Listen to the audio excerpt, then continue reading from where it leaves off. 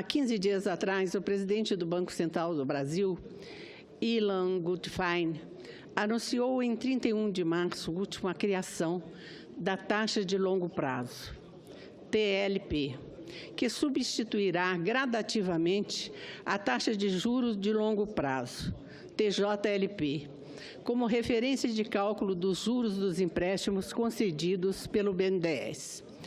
Para além do palavreado técnico dos economistas, trata-se de uma importantíssima medida econômica que corrigirá algumas distorções do nosso modelo de financiamento público e privado e colocará o Brasil neste assunto em linha com as melhores práticas internacionais.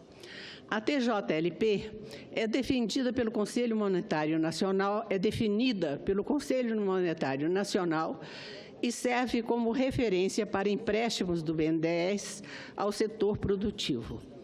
Atualmente, a TJLP orbita em torno de 7% ao ano, enquanto a Selic, que é a taxa básica de juros da economia, embora em trajetória de queda, encontra-se no patamar de 11,25% ao ano. Nas operações de financiamento realizadas com TJLP, existe um subsídio praticado pelo Tesouro Nacional que equaliza o diferencial entre a taxa e a Selic. Se o Tesouro Nacional se endivida a juros altos e empresta a juros baixos, o que ocorre, evidentemente, é um subsídio. Subsídio é necessariamente algo ruim? A resposta é não. Ocorre que essa diferença entre as taxas de juros prejudica a política de combate à inflação e a derrubada da taxa Selic, que norteia as decisões de consumo na economia. A explicação reside no fato de a formação da TJLP não ocorrer segundo as condições de oferta e demanda por empréstimos. Assim, os financiamentos realizados com base nessa taxa não estão sujeitos às ações de política monetária do Banco Central. Além disso, quando verificamos o perfil de clientes do BNDES, constatamos que figuram na lista empresas que poderiam captar recursos de outra forma, como, por exemplo, fazendo emissões de ações ou títulos de dívida privada. Entendo não existir qualquer problema na concessão de crédito a grandes empresas com equalização de juros pelo Tesouro Nacional. Há muito tempo, o BNDES representa a única fonte de recursos de longo prazo para o setor produtivo nacional e sua substituição por fontes alternativas de captação pelas empresas não poderá ser feita da noite para o dia. A distorção aparece quando somente alguns agentes econômicos conseguem captar recursos a taxas de juros módicas, enquanto uma maioria precisa recorrer ao crédito livre ofertado pelos bancos comerciais, ainda que em modalidade como as de consignação em folha.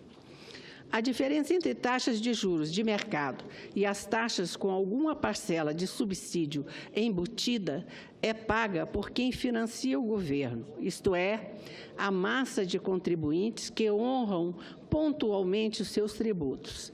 Na maioria das vezes, os cidadãos não têm consciência de que financiam essa distorção no mercado de crédito. A mudança anunciada pelo Banco Central fará que, daqui a alguns anos, desapareça a diferença nos níveis entre as taxas de juros de longo prazo e a Selic, com a Selic representando uma taxa básica a orientar tanto as decisões de investimento quanto as de consumo da economia.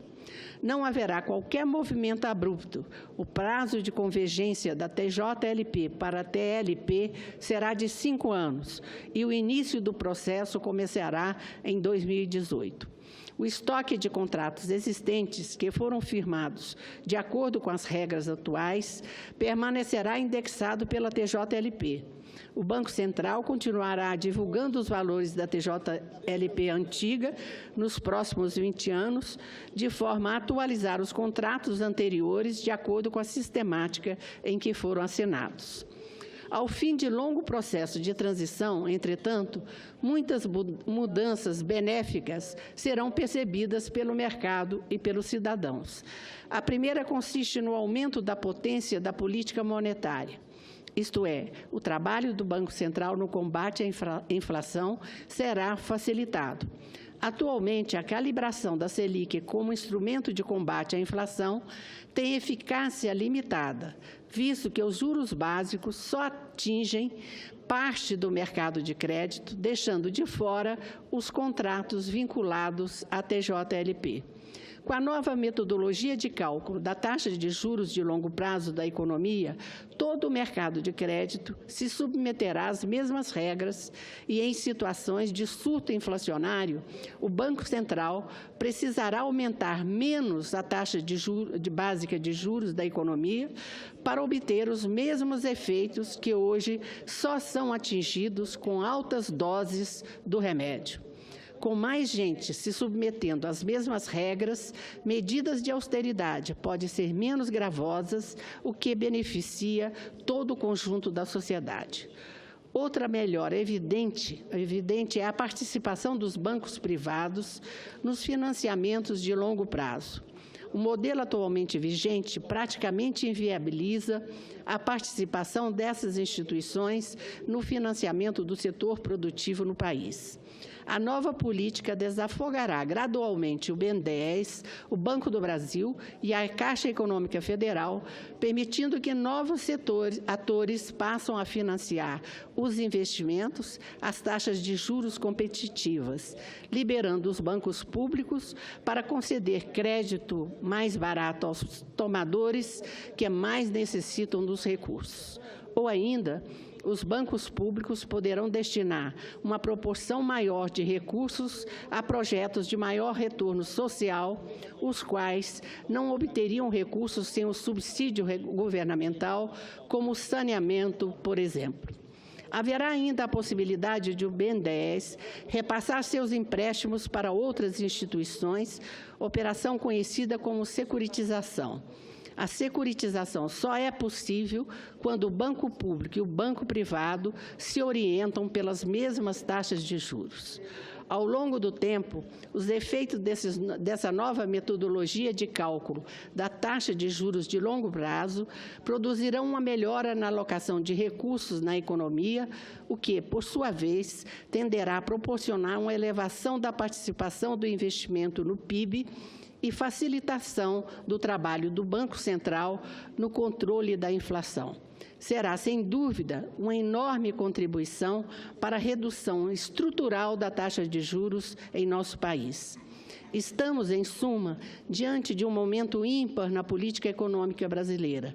A nova forma de cálculo de juros trazido pela TLP fará com que o Brasil experimente um avanço na forma de financiar o setor produtivo e todos nós temos a ganhar. Portanto, senhor presidente, era o que eu tinha a dizer, parabenizando aqui o senhor ministro do Banco Central, doutor Ilan Goodfein.